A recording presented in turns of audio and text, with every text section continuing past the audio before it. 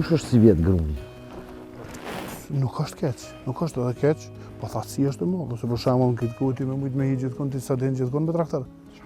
Ishtë dosh me kon krejt burë. Këtë burë ose me kon lakt, Ose me kon lakt. lakshtime po.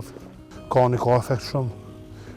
Se ta monoria di qatë ku e mon një mujt ditë, tani kani jep, alo një të madhe. Edhe ndimon në peshën, kani ndimon peshë. Tash për shembull kur të krijohen shiritat, çta kondelat, nëse është pjesë më e madhe që kjo, nuk duhet riplerohet dozën e dytë një sikur kjo sikur ajo, sa aty duhet me shtu.